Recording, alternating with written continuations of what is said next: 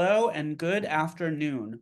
Welcome to another episode of Urban Strategy in the Present Tense, a webinar series powered by the Lindy Institute for Urban Innovation at Drexel University. My name is Andrew Zitzer. I'm an associate professor at Drexel's Antoinette Westphal College of Media Arts and Design, where I direct the Urban Strategy graduate program. If you like what you hear today, consider looking into the Urban Strategy graduate program. We have a limited number of $25,000 Urban Innovation Scholarships still available for the fall 2024 year of incoming graduate students. This afternoon, I am excited to speak with transportation expert Michael Carroll on his reflections on Philadelphia's transportation systems and the interconnected multimodal city. Today, we're going to delve into two big overarching questions. The first is, how can our transportation design and planning not only bring us where we need to go, but bring us together? And what lessons and models can we build on that help connect us to our daily destinations while also encouraging us to explore our city and create new connections? So let me introduce our guest. Michael A. Carroll, PE, is the Deputy Managing Director of Philadelphia's Office of Transportation and Infrastructure Systems, or oTIS. He is a nationally recognized leader with over 25 years of experience in transportation. He leads oTIS in developing strategies and implementing policies to build safe and equitable multimodal systems across Philadelphia's diverse neighborhoods, coordinating with internal city departments, external agencies, and policymakers at all levels. He has a background in urban and regional planning and transportation engineering. Deputy Carroll will offer his reflections on a range of issues and strategies related to transportation systems in Philadelphia and beyond. Welcome, Deputy Carroll. Thank you. It's a pleasure to be here. So to begin with, I'll start the conversation with our guest. Then we'll open up the floor to questions, which you are welcome to put into the chat. And we'll reserve that last 10 minutes or so for your questions. As we go, please don't hesitate to share your comments and thoughts in the chat. So thank you for making time for joining us this afternoon, Deputy Carroll. And I'll just launch into my first question.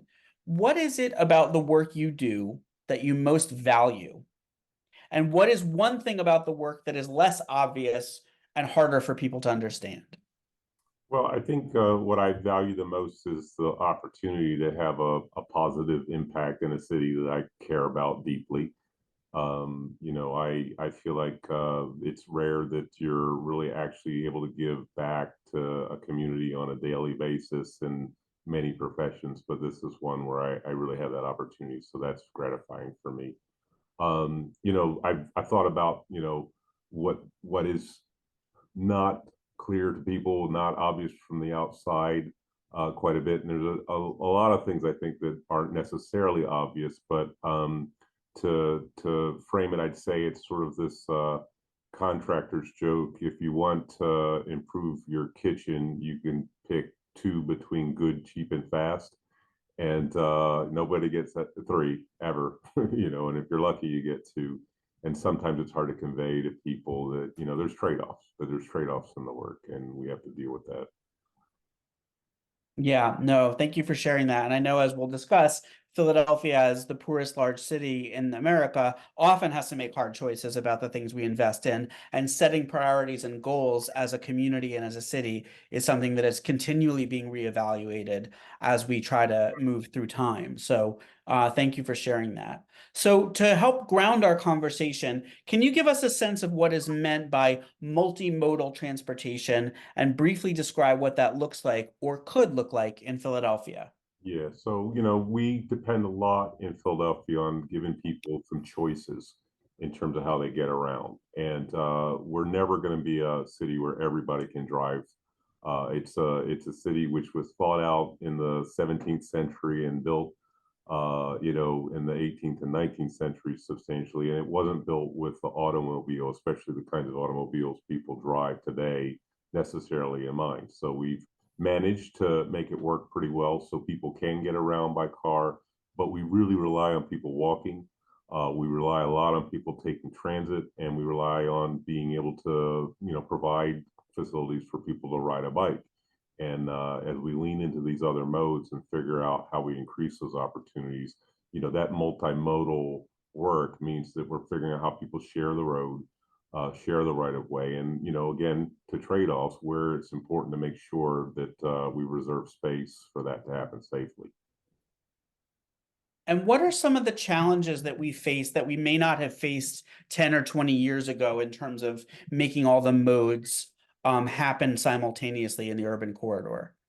Yeah, well, there's always an ebb and flow in terms of what modal preferences are in a city. And, there are challenges, but there's also, I think, opportunities. And, over the last 10 years, we've done a lot of work to make transit a mode of choice. And so that means what you see today are things like the red bus lanes in Center City. You may not see them, but you should know that we're trying to ensure our new signals incorporate a priority for transit.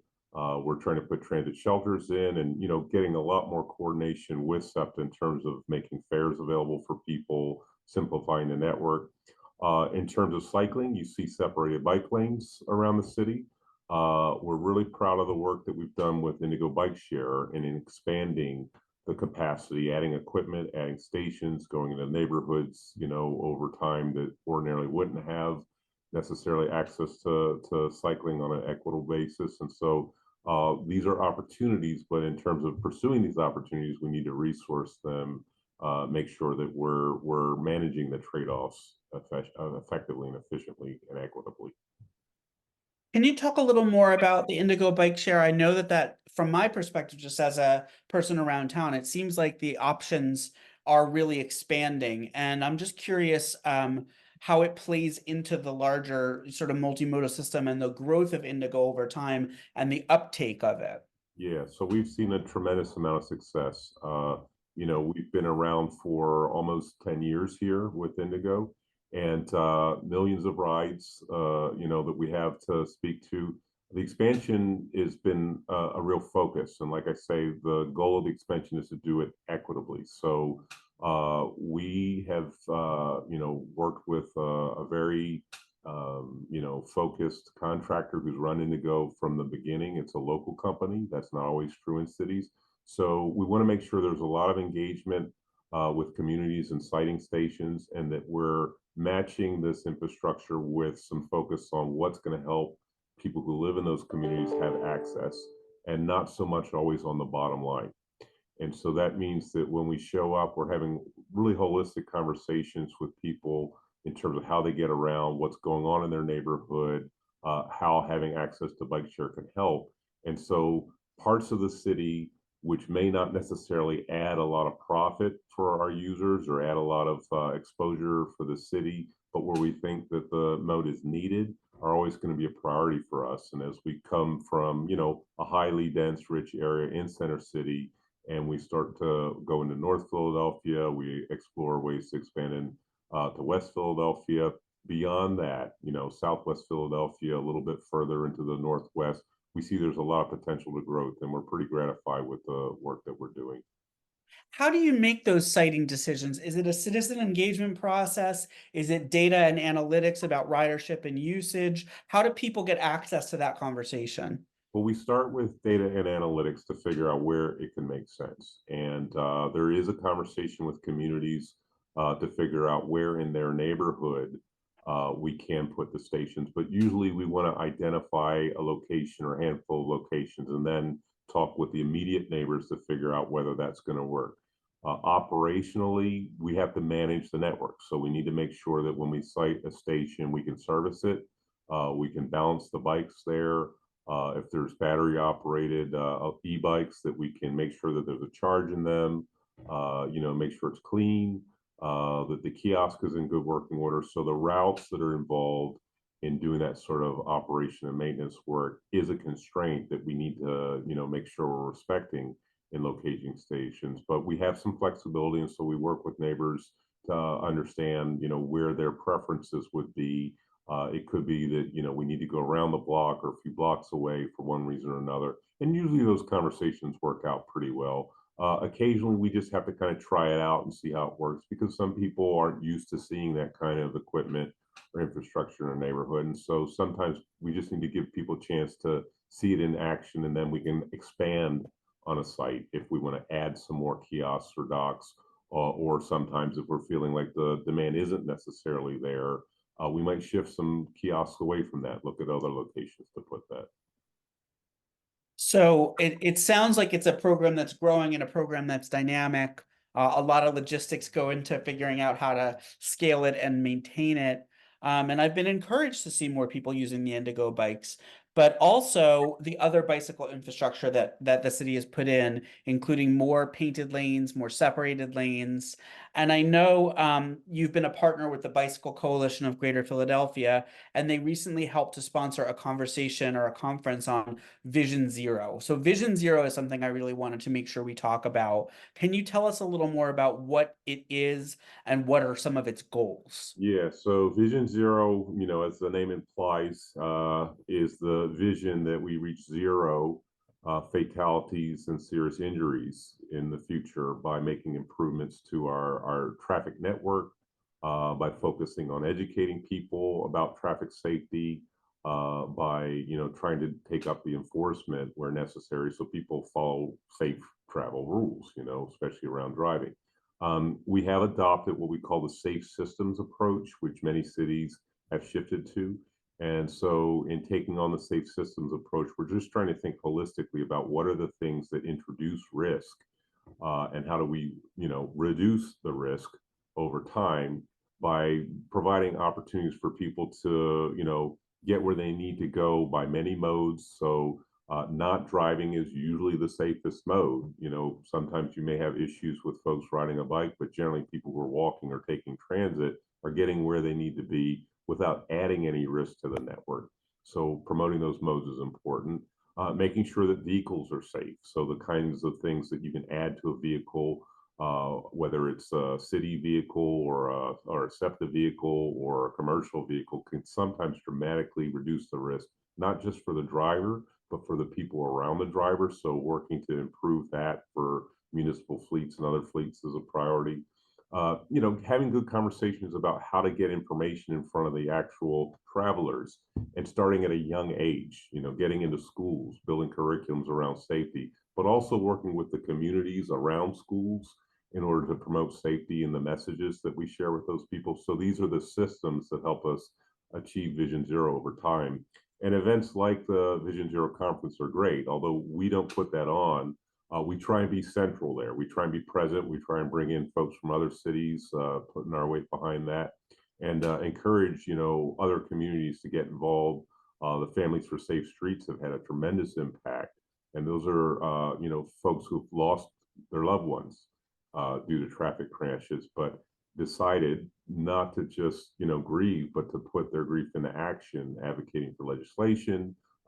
Certainly along the boulevard, the automated speed enforcement systems there were a direct result of that type of advocacy from those folks. And so there's a lot to show for this coalition building around Vision Zero that we try to prioritize.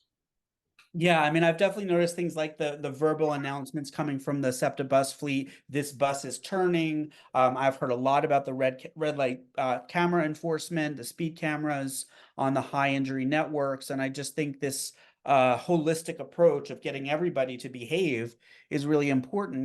From a pedestrian's perspective, since the pandemic, I feel like I've really noticed an uptick in reckless driving, with people having gone through a period where there were fewer people out and they felt that they could speed through stop signs, or people texting on their phones. And can you talk a little bit about the public engagement strategy? I know I see on bus shelters and other tools to try to inform the public about the dangers of reckless behavior on the streets. Yeah, so there's a lot of work that goes into that messaging, and like you say, getting it in front of people through signage is important.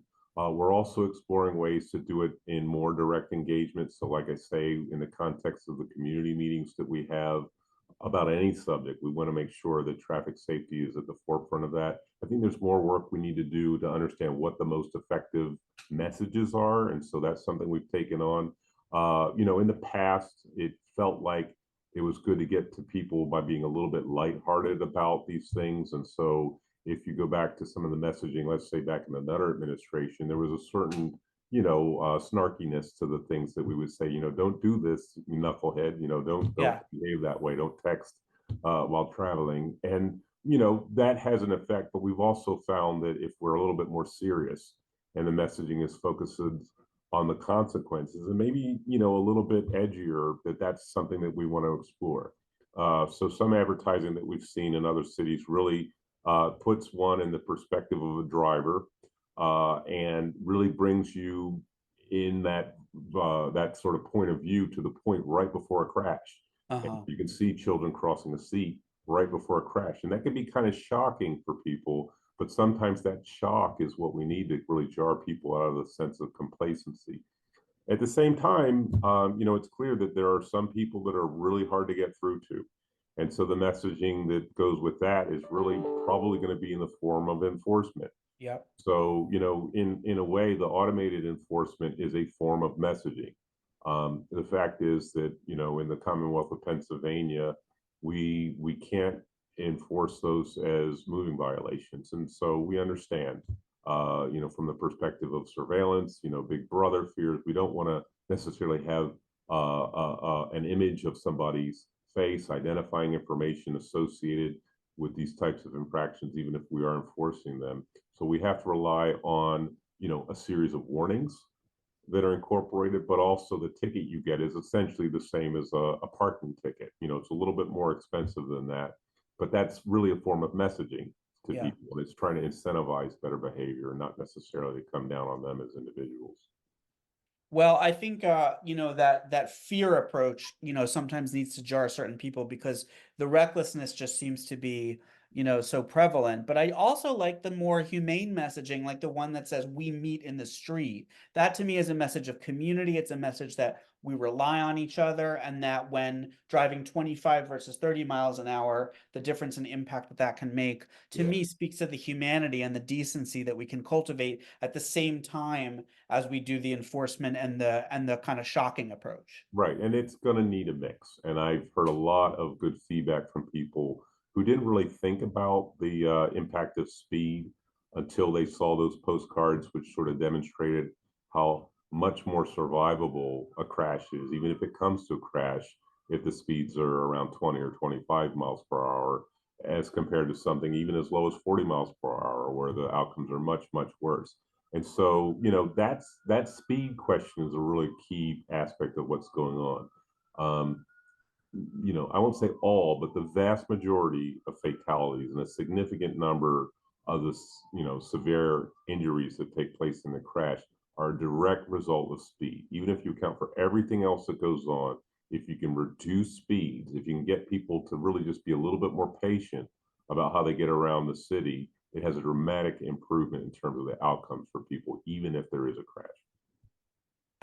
We've got a couple of questions in the chat, and I'm going to paraphrase. The first one asks about funding and resources for programs like Vision Zero. And I know these things ebb and flow, and I know that, in our prior conversation, we talked about how it's important for Philadelphia to make choices and to prioritize the projects that it wants. But in our conversation and in other conversations I've had with folks in similar positions, I know that resources and funding are always an issue. So can you talk a little bit about maybe both the challenges that these programs face in terms of being fully phased in, and also some of the hope that you might have for what we could do with more resources? Yeah, so the resource question is sometimes a little more complicated than it seems. So what we deal with is, a capital budget and an operating budget, and they kind of need to be in sync. And so, in order to do projects in the street, especially, what we'll need is capital. We need to get some long-term funding. It's sort of one-off funding in order to build things and make improvements in the right of way. Sometimes we use that funding for design, but it's usually with a specific stretch of road or set of intersections that we want to make better than what we find them to be today. But you need the staff in order to take that work on. Once you build it, you have to maintain it. And the fact is that you're only going to be able to put through so many projects in any given point in time. And if you start to add more capital on top of that, sometimes you see that there's a choke point. So, for better or worse, it can make sense to take a break to finish what you started, to make sure those projects are complete, and then come back and start to think about, increasing your capital ask in order to do more work. Um, It's good news. I mean, we've been very successful in getting grant awards. I think more successful in some ways than we thought we would be in the city of Philadelphia, and the focus of a lot of that grant making has been on safety. So I think there's a good outcome, but we need to get these projects done. And so while we're getting these projects done, as we're taking these funds in and matching them appropriately, not just with cash that comes from the city, but also the staff and resources we need to build projects. There's going to be a little bit of an ebb and flow, and so some points in time we're going to have to take a break, digest the work we have in front of us, and then come back and do more work to get these good things done. Thanks for that. And then I've got a second question that was really just asking about better maintenance of crosswalk street markings by the streets department, especially in the neighborhoods, Yeah, and improved enforcement of stop sign behavior to improve pedestrian safety. I'll just note that I live on 48th Street in West Philadelphia, and either we didn't have crosswalk markings for a long time because yeah, the street was repaved, yeah, and it was like a year later that we got those crosswalk markings, or they just wear down and they wear away. And yeah. so some of my neighbors have actually gone out and painted their own, because they're worried about their kids. So can we talk about some of the challenge in maintaining such a vast network of streets and crosswalks and stop signs? Yeah, well, I mean, I love Philadelphians and their moxie. I mean, it's not my proudest moment when residents feel like they need to go out and do that. Yeah. We have work to do in order to be a little bit more prompt with the markings in general. I was at the line striping shop today, and I'll tell you, the folks who are doing that work are doing a tremendous job with the limited resources and the sort of you know you know their facilities need a little bit of work too, right? They need more to work with in terms of the buildings they work from, the vehicles that they have, and it comes down to these choices because if and when we invest in that infrastructure, which helps us stand up the maintenance operation, it doesn't show up on the street in terms of improved paving or new intersections and that type of thing. And sometimes I regret to say those investments get put on the back burner or are the second priority if the things that end up being the immediate improvement are the first priority. So getting those things in sync is something we need to work on being a little better around. Um, we talked a little bit about COVID and the effect that it had on, transportation. Obviously has affected SEPTA, it's affected everybody. And the world may be sort of in a quasi post-pandemic phase, but we're still adjusting to many changes in our lives because of the pandemic. And they continue to unfold at the street and curbside level. So would you say a word or two about some of the specific issues or two about the impacts of the pandemics that are still playing out for your work at oTIS? Yeah, well, an interesting one that's come up recently is around outdoor dining. Hmm. And so we, I think, did really interesting work trying to innovate how folks could use the right of way to not be in confined spaces. And the outdoor dining program or programs, I should say, was a really nice outcome of that. I think it did keep a lot of businesses going, and a lot of people fell in love with outdoor dining. And coming out of the pandemic, I think maybe the pendulum started to swing the other way towards the end of 2022, where some residents, for sure, and certainly hearing from some of the folks who were on city council at that time, wanted to pare it back. Yep. And so there were some restrictions put in place. I think there were some concerns we had in terms of our ability to maintain roads and the infrastructure below roads, where we weren't necessarily getting the cooperation we needed from people who had streeteries and had kind of taken parts of the street to support restaurants. And so, the feedback that's built up over the last couple of years is that now folks think it's too hard Yeah. to keep a streetery open, and so the pendulum's probably going to swing back the other way again as we see, legislation in council to make it a little bit easier. And, as we're learning a little bit more, a lot of folks don't know that we were actually the first city to establish a permanent outdoor dining program. And, as we tell people, sometimes when you're first, you have the most lessons to learn because you have to come back to adjust, while others got to see where you succeeded or maybe stumbled a little bit when they put their program out. So we're in the process of reviewing what that looks like, but we're hoping that we can come up with a sustainable outdoor dining program that works for more people, that businesses like, and at the same time respects what residents want to see their streets used for. We talked about Vision Zero, but there's still some work to do to get the safety conversation where it needs to be back on track. Transit, transit ridership is a concern that we're seeing improvements around, but we're not quite at the pre-pandemic ridership levels. But I think there's encouraging news there. I know this is a priority for Mayor Parker, and I think there's good alignment that's setting in right now with SEPTA's leadership and Mayor Parker to kind of rethink how people can feel comfortable, can feel safe, can see the cleanliness that they want to when they're using public transit. So these things are gathering some momentum too. Yeah, as a parent of middle school children who take SEPTA on their own sometimes, this is just of such importance, obviously to everyone, but as a parent, I know sending my kids, we try to send them on the trolleys where there's a driver right there. But there's just such a vast network and so much important movement of people through the system. And I just really have my fingers crossed and my greatest hopes that we can turn around and continue to improve so that all the people who depend on these, buses, trains, Ls, etc., can continue to feel comfortable and safe and return in droves to patronize our system. Yeah, and I'm optimistic. I think that you're going to see improvement. It's probably never going to be fast enough as it should be or we would want it to be, but I think we're getting on the same page. We're getting alignment. I think Mayor Parker's administration is taking these issues seriously, and they're leaning in on that one. So stepping outside of Philadelphia for a moment, can you tell us about your work with the Open Mobility Foundation? What is it, and what do you find valuable about their work?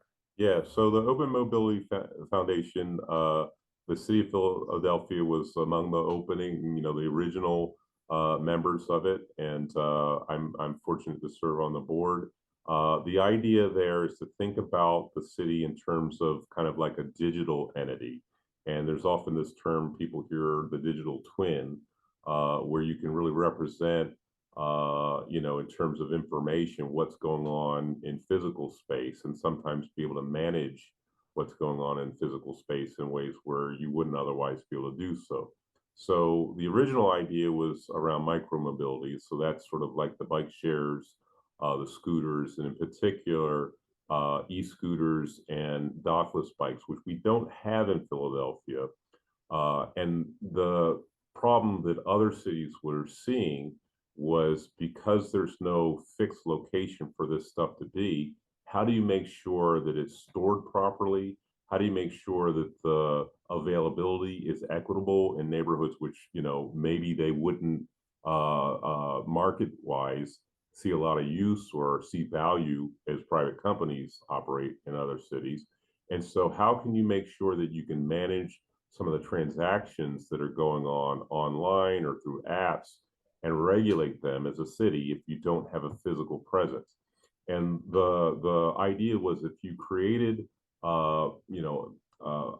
digital frameworks, APIs, which you required these private companies to use in their own transactions, you could actually do that regulation in digital space, but have the effect take place in real time.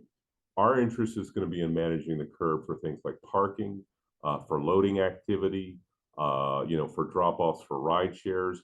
And what we found with the Open Mobility Foundation is, although we couldn't necessarily as one city tell private industry, you must do this, because they had the lobbying power to kind of go in and talk state by state, pick off the best deal that they could and impose it on cities.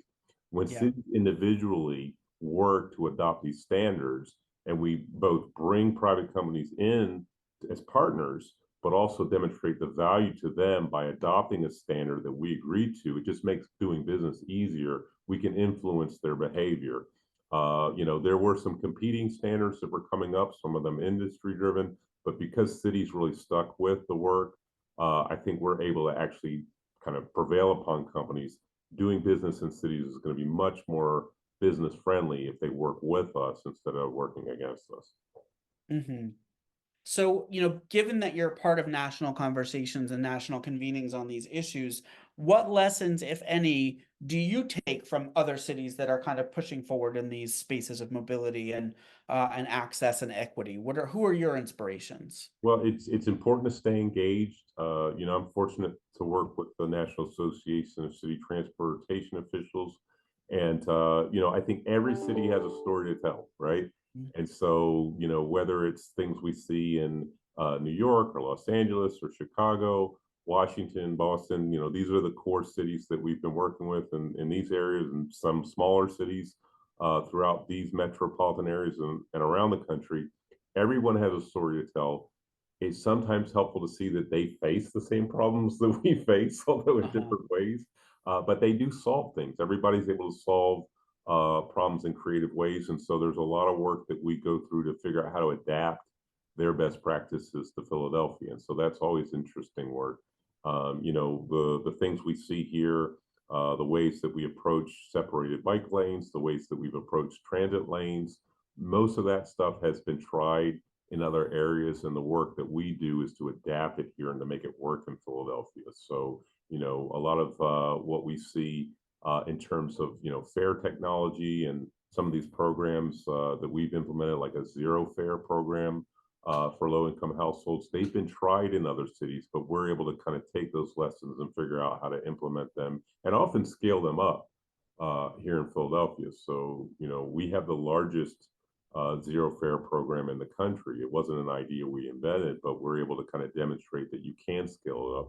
And other cities are learning from us. They're interested in our experience as well.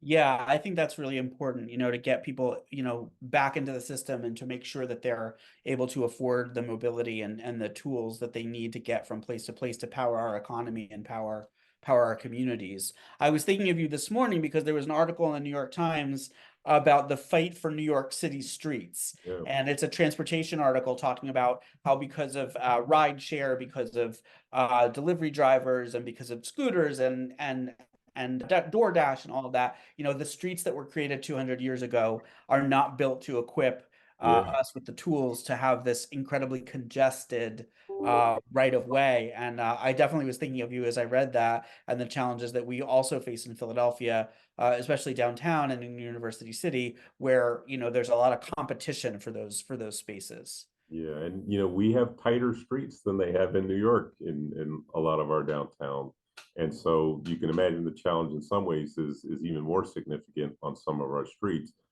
People are adaptable, businesses are adaptable, and generally, people who live in cities figure it out. But we just want them to do so in ways that are as safe as possible and have as minimal impacts on everybody else around them. And so I'm actually hopeful that if we stick with it, some of the work with OMF and thinking about digital management will pay off. PPA is getting in the game, thinking about how there can be digital payment or improving the digital payment for metering spaces. And that's something that they might be able to leverage with some technologies we're seeing in other places, including in Pittsburgh, in fact, to in real time manage curb access. So these possibilities are here. We'll keep working with our partners. Also thinking about bus lane enforcement. It also ties in to the same sorts of technologies. And so as we start to connect the dots, so to speak, I think we've got some good opportunities. So I am optimistic, but the challenges are certainly there. Yeah. So coming back home to Philadelphia, what are some of the transportation issues the city has been working on to get ready for 2026? We have Philadelphia 250, the World Cup, and several other events converging in the city for that semi-sesquicentennial. So how are we preparing for that? Yeah, well, the good news is we have some experience, and I think that that's certainly something that made us attractive for FIFA to look at for the World Cup, and I think it makes us confident in terms of the 250th. And so I'll just point to the Papal visit. It was a major watershed, and it demonstrated that we have the planning ability, we have the operations ability, the day of and in real time to handle these types of things. We've had a number of political conventions, and including in 2016, the Democratic National Convention. And, we have the infrastructure. I mean, we have the transportation infrastructure. We don't have to build a lot of new stuff for events like this. SEPTA, they contributed a lot to the success, especially with FIFA in terms of the programs that are putting in place now. I would point to the wayfinding program, and there's been some stories about that. But anyone who's lived in Philadelphia or moved to Philadelphia had to kind of get used to getting oriented around using the different systems, and so they're putting some work into trying to make that more legible. Using iconography more than words, so people with different language skills will be able to navigate our transit options pretty easily. And as that starts to roll out, we'll continue to make improvements in terms of the access of transit and some of the things that we expect from the bus network. Redesign will kick in and make the routes a little bit straighter, make transferring a good option for people. Bike share will continue to expand, so that'll be good. But in terms of kind of figuring out some of the closures and shuttling people around, making sure that we don't overdo it, but we hit the right tone in terms of making parts of the city open for pedestrians to enjoy. I think we've got good experiences, so we'll rely on that experience in order to make 2026 successful. Yeah, I'm looking forward to those events. We talked in our earlier conversation as we were preparing about how the city has been able to leverage federal resources from the Infrastructure and Jobs Act. And can you talk a little bit about the impact that's had on the city and just the scale of infrastructure spending that's going on now, Philadelphia's share of it, and maybe some misconceptions about infrastructure that you could clarify for us? Well, I'll say, we are doing pretty well. I think we had planned to try and get about $1 billion to get started, and just in the park administration, we've announced about $500 million of investment, a number of awards, maybe 100, 150 coming before that. So we're really on track to get a lot of federal resource into the city. Other cities, I think, can say that they've brought in more money than us, but I don't think many cities could say for the amount of local match that they put in, local capital that they put in, that they've done any better than the city of Philadelphia. So I'm quite proud of that. And given that we are not the wealthiest city, and we do have to set priorities for our own capital, which don't always include transportation, I think we're doing really well on that front. Mhm. So then the other thing I want to kind of turn to is, in terms of the misconceptions, one thing that I've been hearing about, which is kind of concerning, and not just that we're not getting our fair share, because I think we are getting our fair share, is that the focus of the investment has been excessively on kind of nice to have stuff and not necessarily on need to have stuff. I'll just say, for starters, the largest grant that we've brought in on transportation in the history of the city is, roughly $78 million for Roosevelt Boulevard. And so that's definitely been a need to have for a very long time. So I just would want people to kind of really think through, the improvements in terms of safety, but also the reliability of that very important road that we're going to achieve with that investment.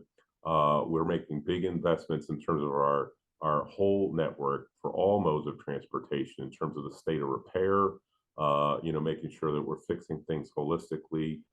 We got a raise grant for 7 corridors in some pretty distressed areas, $25 million in areas which otherwise would not be touched in terms of pavement, sidewalk improvements, ADA improvements, just go down the list. And so this is stuff that these neighborhoods have been, starving for a decade or more.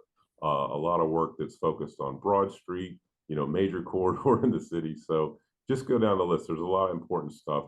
And even if we talk about projects like the Chinatown Stitch, I mean, this is correcting a historic injustice in the city of Philadelphia.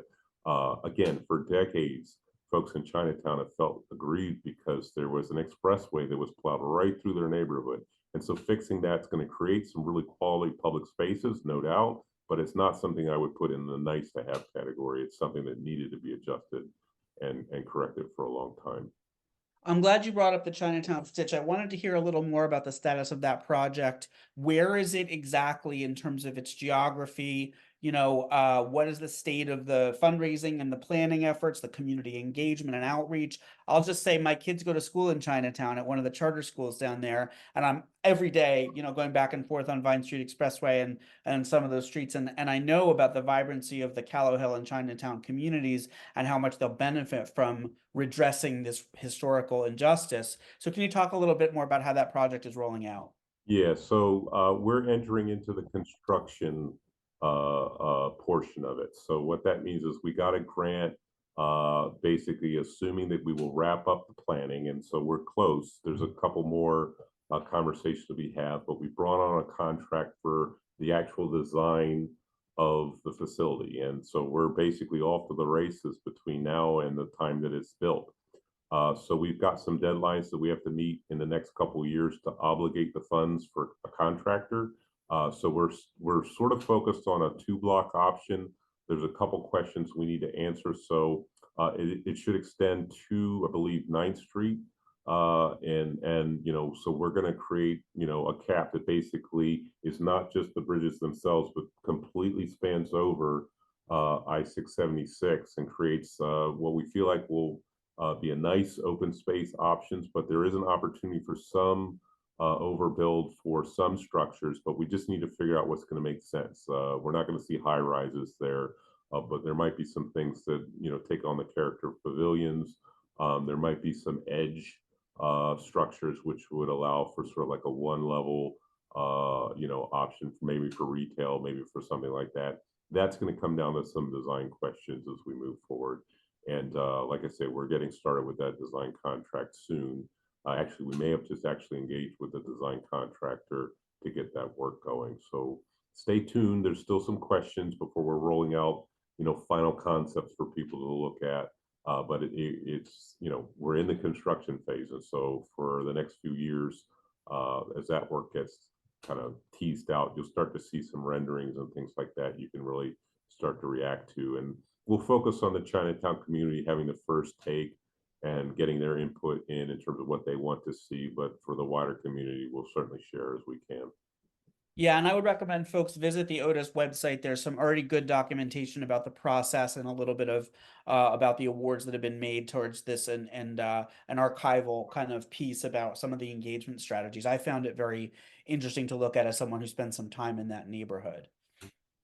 We got a good question in the chat, and the question was, the viewer is curious about what types of advocacy are most impactful to improve the quality of life of issues that folks who walk, ride, take transit face in a city that frequently feels like it's prioritizing cars and drivers. Understanding the budget constraints and the political constraints, what can folks do to advocate to make it easier for you to do your job? Yeah. The vote part is never to be underestimated. And, I think it's important for folks to take that very seriously. We work through representative democracy, and that's not just true at the city level, but also the state level. And I think that's something that's certainly worth people taking at heart when they're doing that advocacy work. As a city, we certainly fund a lot of what happens on our streets, but we rely a lot on funding from the Commonwealth and the priorities that are set at the state level in Harrisburg, but also on the federal level as well. And so I would just encourage people to try and translate what they want to see on the streets of Philadelphia into the way that they, support campaigns, get involved in those electoral politics, and, advocate that elected officials take these issues seriously. Because at the end of the day, that's what it's going to come down to is elected officials prioritizing this work and making sure that they invest in it and that they run on these sorts of issues and advocate. And you can see the difference. I mean, there's a handful of elected officials that really do want to lead with multimodal, safe transportation. And in those areas, that tends to be where a lot of the projects take place, because not only will they advocate for the funding, but they will insist that this is something that they want to have happen for their constituents. Beyond that, I think there's generally a lot of agreement that safety is important. And so being able to help us tell the stories about why and how safety makes, how it matters to everybody, regardless of how you get around, regardless of how you live, sometimes is all it takes to convince people who are otherwise skeptical that it's worth being open-minded and letting us get work done that's going to make that impact.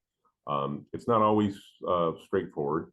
And so, it involves some coalition building. And so I would also say that you may bring one set of voices to a conversation, and you may bring that to a community, but you have to listen and you have to be able to build relationships with people who maybe don't see things the way you do, but represent maybe longstanding interests within those communities. So being able to kind of extend yourself and find partners in places where you think the work needs to get done and build those relationships with people goes a long way.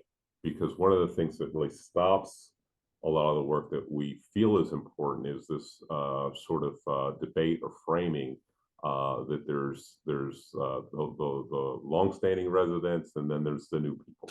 And whatever we're trying to do, if it feels like change too much, or it feels like change that longstanding residents weren't aware of or didn't ask for, whether it's good or bad, whether the outcomes are good or bad, that threat is often getting in the way of getting a lot of good work done. So having advocates that are savvy, that can manage those conversations and have those conversations and build those relationships before we, as the government, show up with our bright ideas is often what it takes to get things done. Yeah, I feel like you're talking about Washington Avenue in some ways. I Yeah, mean, in a that's a lot of great ways. example. Yeah, in a lot of ways. But it's not the only context where this kind of thing comes up. And it never hurts wherever you are in the city to make sure that the groundwork is there so that this work happens more smoothly. Yeah, I would just agree with you and echo it by saying build, interracial, interclass, intergenerational communities of people who can work together to collectively solve problems and also get to know your local ward leaders, your council member, and others. I know on 48th Street, we have a coalition of neighbors who's very active talking to the council member and trying to get, safety improvements put in. And in our case, we have a very responsive and an active council member who is advocating for us. And I think we need to, as neighbors, come together and speak to our electeds and also, of course, vote in the state, the federal, the local elections and really ask the tough questions about safety, equity, and transportation. We're almost out of time, but I've got a couple more quick questions for you. One person asked, and I'm not sure if you can speak to this, are there nonprofits out there that could use support in addressing urban mobility challenges? Boy, well, support anybody, I'm sure any nonprofit can use support. I'd say if you're interested in traffic safety, as someone who thinks about mobility in those terms, getting involved with the Families for Safer Streets, I would suggest. I don't have a link or anything like that handy, but you can Google Families for Safe Streets and find there's a very active local chapter. The Bike Coalition does a lot of good work, so you can always get involved with them. There's a number of local advocacy organizations that are interested. So there's Transit First Philly that does a lot of work. There's Fifth Square that does a lot of work. I think there's groups that advocate for folks with disabilities. You could look into. So yeah, I mean, there's a good network of nonprofit organizations that I think would often, certainly welcome people's involvement. But if there's other ways that you're considering support, I'm sure that they would be open to those as well. Yeah, I second that. And I just think the most important thing is getting active in your neighborhood and getting active in your community with these organizations just to sort of show presence and strength in numbers. Yeah. We had another question, and then I'm going to ask my final question. Timed lights on one-way streets are an asset, this person says, Mhm. in terms of energy consumption, time spent idling, etc. For example, on Spruce and Pine. Why do we not have more such as 22nd Street northbound, where waiting for lights can be a huge impediment to movement? What Yeah. about those timed lights? So there's two things I want to talk through. One is it's fairly basic, and it has to do with the signal infrastructure itself. So a lot of Philadelphia operates on mechanical electrical timers still, and this is technology from the 1940s and 50s. And so, although those signals may only be 40 years old, that infrastructure has not been upgraded. So we're going around the city project by project, trying to upgrade things to modern solid state timer technology. It's not cheap, but we're getting through and doing that. Trying to make sure we've got the communications network to support that is a different set of concerns, especially for maintenance. But I think we're starting to get a handle on that. So sometimes what happens is these corridors, because we maybe have focused on the north-south or the east-west and can't always focus on both, may have a mix of signal technology, which is hard to keep in sync all the way. The second thing has to do with the observation that sometimes timing the corridor is a little bit more challenging from the perspective of both safety and overall network operations, because even if you're trying to maintain a wave of green in one direction, the cross direction has to be considered as well. And depending on the volume of traffic in the cross direction, it may need to take priority over maintaining that band of green for a few streets in a row. And if you're on, let's say, the east-west and we're prioritizing the north-south, it's going to feel like you're not getting that kind of time progression. The second part of the second answer is that, unfortunately, when people feel like they're not going to obey the signal, and that may be people kind of running a yellow, it may be people running a red in order to catch that wave. We've only found the one way of interrupting that behavior is to break up the progression. And that's unfortunate, but it's sort of undoing what's intuitive in order to maintain that timed green, that green wave, because we need to actually create a little bit of congestion to prevent people from getting through and basically racing through corridors in order to catch lights that they really should be stopping at, because it's turning red and they're just trying to beat that red light. And because we don't have any congestion, what we discovered during the pandemic is it's creating a safety issue that we can't manage otherwise. So we're actually working against the purpose, somewhat intentionally, to get control over the safety issue there. Yeah, it's almost like a virtual speed bump. Yeah. All right, I'm going to ask you my last question. This web series is designed in part to tell the story of how people got to where they are today. So going back to before now and knowing that you've made a life of meaningful work as an urban strategist, that's the term we use in the urban strategy program. Can you share with us any milestones that you've had in your career, especially early on? Any mentors, any meaningful milestones? Just how did you get here? Yeah, well, that's a great question. I've had a couple changes in direction in my career, and I'll just take a minute and celebrate somebody who was extremely impactful, not just to me, but many people in this region in transportation, which was former Deputy Mayor Rhina Cutler. And I'm very fortunate that I'm going to get to meet some of her family tomorrow and get together with some other people who worked for and with Rhina Cutler. I think almost everybody worked for Rhina Cutler at some point in time. And, she brought a lot of vision. She was real tough on the outside, but had a lot of heart. And, had a lot of different roles in the city of Philadelphia. She ran the PPA for a while. She was deputy mayor under Nutter. She worked for Mayor Rendell, both as mayor and governor, and just really, profound impact. Built up what we consider to be the family of people, who involved in transportation, and many of those people are retiring now, but just decades of influence. And I was lucky to work for her. She was someone who gave me a lot of guidance in terms of how to navigate things in this region, and really set the tone to, bring your heart to the work. Really think about the end users, the most vulnerable users in the work we do, but at the same time try and have the savvy to work with people from all different walks to get work done and to focus on results. And so, given the platform, I just like to, raise a virtual toast to her and just be proud of the fact that I got to work for her. That's lovely. Thank you for sharing that. So we've come to the end of our time, and I want to thank you so much for sharing your stories and your experience in this important work. And as I mentioned before, if folks on the call like what they hear, take a look at the Urban Strategy Program at Drexel. It's an interdisciplinary leadership and problem-solving program for people who love cities and want to make them stronger.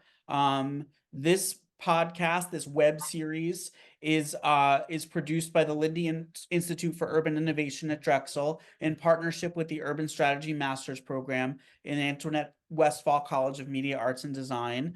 I've been your host, Andrew Zitzer. My email is at drexel.edu if you have any questions for me. And special thanks to our producer, Thomas Devaney, and our production director, Hazel DeKito. So Deputy Carroll, just thank you so much for your time, your wisdom, and your experience. I appreciate you all. Thanks so much. All right, take care.